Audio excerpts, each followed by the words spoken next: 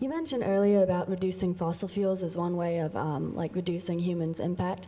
What is your opinion on using like foods such as like corn energy? Do you think that's a potential solution to fossil fuels? I'll offer what little I know about that, and I'll relate. I was just over in Europe at a conference, and there was a item on the news there in Europe and in England. I guess they are supposed to produce so much of their vehicle fuel by alternative methods, by ethanol. The problem that they're facing, it's a moral dilemma, because what they're doing is they're buying corn from developing countries, and these developing countries are growing corn to sell to the developed nations for food, and they have starving people in their countries. So there's a real ethical dilemma there. You've got people who can do this, and then they're basically shorting their own society. So there's an ethical dilemma in that. And I've heard, although I don't know the numbers for a fact, but if we put the whole U.S. under corn for ethanol, we still couldn't meet our demand. I think I've heard that. So we couldn't grow enough corn in the U.S. to satisfy our demand. So I don't think it may ameliorate it a little bit, but it's not going to solve the problem. I'm not an expert on this, but my sense from everything I've read recently is that using corn for biofuel is just a very bad idea for a variety of reasons. One, as we've just heard, and that's the major one, but the other thing is that corn is extremely nutrient and water intensive, corn agriculture, and so that uses a lot of water that's already in short supply, and also it's believed that increasing production of corn is likely to increase nutrient fluxes down the Mississippi and into the Chesapeake Bay and cause the dead zones that are already a problem. Some other alternatives that appear like they might be useful involve biodiesel from algae, which would not generally use the cropland that we're already using. There are a lot of technical challenges to getting that scaled up on an industrial scale, and also cellulosic biomass conversion to fuel. So not using the corn kernels, but using all the debris that's lying around in the field, or wood chips and whatnot. And I gather that we're still a long way from making that happen, but that could be a significant part of the solution. Okay, does anybody have a burning question still on their minds? Okay, I want to end with another question. This is from a middle school student. Will there ever be a time that there's no winter due to global warming? Did you get that? Will there ever be a time that there's no winter due to global warming? There's been times in the Earth's past where there wasn't winter.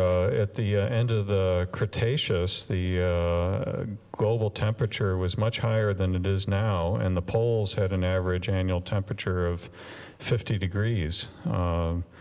So there have been some dramatic changes during the history of the Earth over 4 billion years.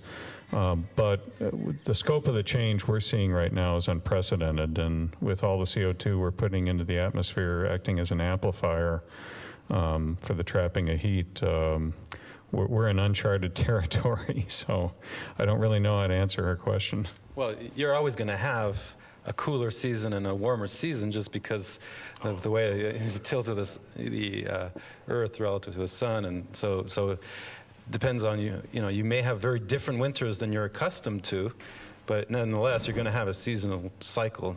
There's no question about that. It's going to take a long time before that changes. At the same time, if by winter you mean taking sleigh rides with jingling bells, you may not be able to do that anymore in the United States 20, 30 years from now, even in Minnesota. It depends where you live. At the moment, there is not winter of the sort that we might think of here down in South Texas, for example. And it may be that presumably those kind of conditions will be progressing northward in the coming decades. Well, one of the things I've kind of read about in terms of changes, you can look to the south, and that's kind of, in terms of your lifetime, what you might expect.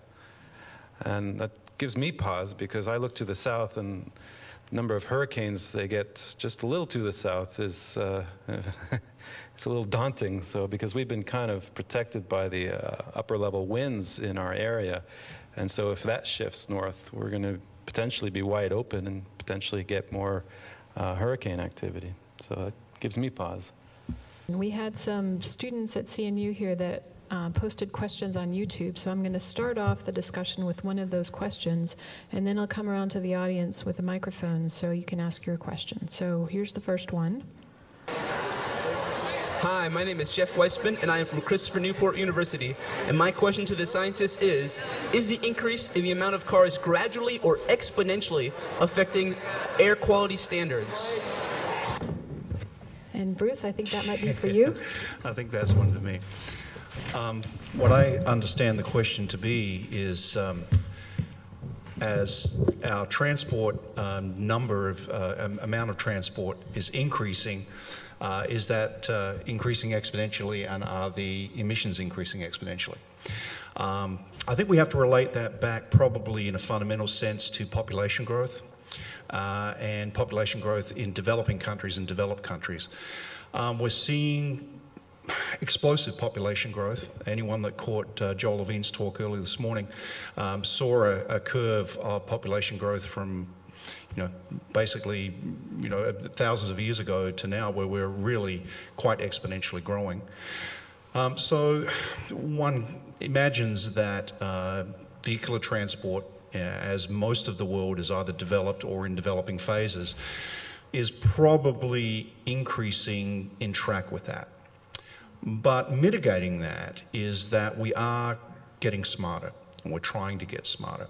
And if the number of vehicles is increasing at a certain rate and maybe accelerating, I would hope that our technology is also accelerating, and that would tend to mitigate the emissions that are coming from the cars. People now are driving hybrids.